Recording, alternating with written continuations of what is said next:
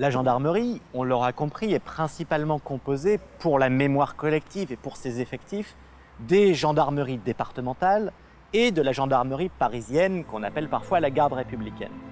Mais il faut aussi tenir compte de tous ces corps spécialisés qui existent déjà au XVIIIe siècle, au XIXe siècle, la compagnie des chasses et voyages, avec pour fonction principale, d'une part, d'assurer la sécurité des palais royaux, et d'autre part, de sécuriser les forêts où sont les domaines de chasse de la monarchie. Cette gendarmerie y gagne son image de gendarmerie d'élite, puisque là, elle est dans la proximité immédiate du souverain.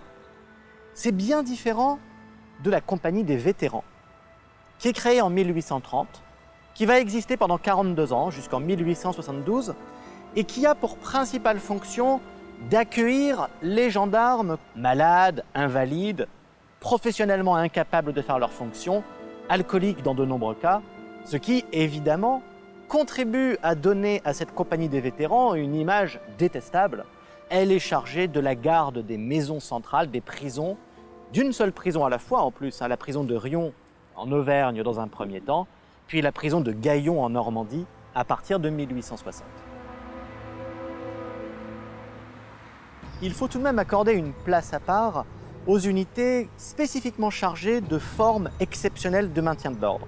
La première dans ce domaine-là, ce sont les bataillons mobiles qui vont exister quelques années dans la France de l'Ouest. On craint la résurgence de la chouannerie, c'est-à-dire d'une agitation royaliste dans une France qui vient de connaître la Révolution de 1830. La deuxième forme, au même moment, est tout à fait différente. C'est la situation de la Corse, qui connaît un brigandage face auquel le gouvernement cherche à se doter de nouveaux moyens. Il existe une gendarmerie corse, on lui adjoint une nouvelle compagnie qui n'a pas tout à fait le statut de gendarmerie, mais qui y est finalement associée, qui sont les voltigeurs corses, et qui vont donc être envoyés en première ligne contre ces brigands. Alors là aussi, c'est une compagnie qui va avoir un destin assez complexe. Entrer chez les voltigeurs, c'est un bon moyen d'avoir l'impunité légale pour exécuter quelqu'un et pour ensuite être félicité au lieu d'être condamné. Donc on va abandonner le modèle des voltigeurs corses et renforcer en revanche le modèle de la gendarmerie traditionnelle en Corse.